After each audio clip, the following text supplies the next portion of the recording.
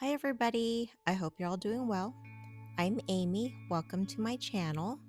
Today I'll be setting up my January pages in my new notebook for 2026.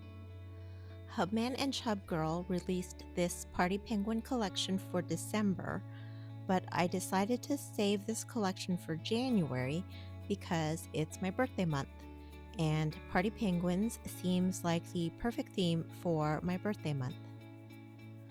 I bought the journal pack and one sheet of the bigger stickers. I'll also be using an assortment of blue and gray markers and a couple of watercolor pencils. I don't normally create a cover page for each month, but December 2025 is in my 2025 notebook, and this year starts on a Thursday. So this first spread is only half a week, and I didn't want to leave this first page blank. For the cover page, I'm leaning into the Party Penguins theme and drawing a big penguin bursting out of a cake. I already sketched everything out in pencil, and now I'm outlining my shapes with the fine liner end of the Riverstone Color duotone pen from Archer and Olive's December subbox.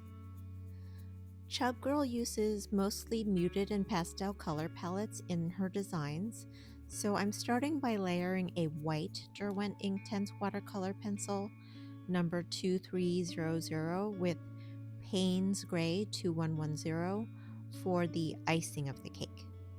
Then I'll be using a Tombow dual brush pen colorless blender marker to activate the watercolor pencil. The blender marker does a pretty good job of activating the pigment without putting too much water down and warping the paper. I feel like the result is less streaky than coloring with a regular gray marker, but it is harder to get consistent coverage of large areas with the blender marker and watercolor pencil. I'm using the round end of the Riverstone duotone pen to make diagonal stripes on the body of the cake. Then I'm using the round end of the Stillwater duotone pen to add stripes to the party hat and to color in the bow tie. And I'm coloring in the beak with a medium yellow Papermate Flare. I'm using the brush tip end of the Astral Blue Calligraph pen from Archer and Olive to color the body of the penguin. I wonder if I should have colored him in with watercolor pencils, because I feel like there is a bit of streakiness and unevenness where the strokes overlap. The streamers and confetti are various shades of blue and gray. I used a light blue mild liner, the blue and gray duotone pens, a blue metallic marker from Uli, and a silver gel pen. The silver gel pen is also from Archer and Olive, and I also used it to color the pom-pom on top of the party hat and to outline the cake plate, which I then filled in with a silver Uli color luster marker. Now I'm going to cover the bottom of the page with a gajillion dots. I will also be framing all of my daily boxes with dots. For the first layer of dots, I use the round end of the Riverstone duotone pen. This second color is the round end of the Stillwater duotone pen. These are great for making dots. I used pencil to map out where I wanted my boxes to be, so I don't get carried away and accidentally let the dots encroach on the functional space. For the third layer of dots, I'm using the bullet end of a pale blue mild liner and just drawing tiny circles. I used the dot method to create the boxes for all of the January weekly spreads, so I won't make you watch me make all of the gajillion million dots on the rest of the weekly spreads for the month. The pencil lines get erased, leaving the negative space for my functional boxes. This weekly spread will have 4 functional boxes, one for each of the first 3 days of January, and one for notes. For the last layer of dots, I'm using the silver metallic Uli color luster marker. With all of the dots done, I'm ready to start adding my stickers. I placed a large January header for the cover page and adding date dots to the corner of each daily box. I don't create a monthly calendar because I don't use one. I transfer everything directly from my future log onto my weekly spreads. Now I'm going back and adding the days of the week to each of the daily boxes. Everybody say hi to Fig and Jack. My cat Fig has made many appearances in my previous videos, but this is Jack's first time on camera. He's a new addition to our household. I decided to place medium-sized January headers centered on the top left of each weekly spread. Then I tried to balance out the header on the left with a trio of the smaller penguins on the upper right. I added a gray line along the bottom of each spread to help ground the page. And I added some stickers from the larger sticker sheet along the bottom. You'll notice I leave a lot of blank space on my weekly pages. I call that my flex space. I usually use that space for journaling or memory keeping, but I could add a habit tracker or to-do lists if I need to. At the end of the month, these spreads will be completely full.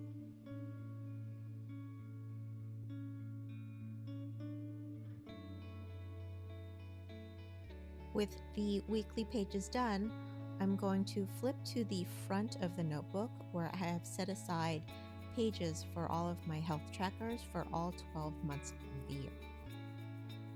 I've set aside 2 2-page spreads for each monthly health tracker. I'm going to trim away the edge of the center page to create a Dutch door. I use a small cutting mat to protect the pages underneath and cut the page with a craft knife and metal ruler. Then I finish off the corners with a corner punch. I turn the notebook sideways where I've already sketched in the header with pencil. I don't do any decoration on my health tracker spreads, but I do like the colors and style to coordinate with the weekly spreads.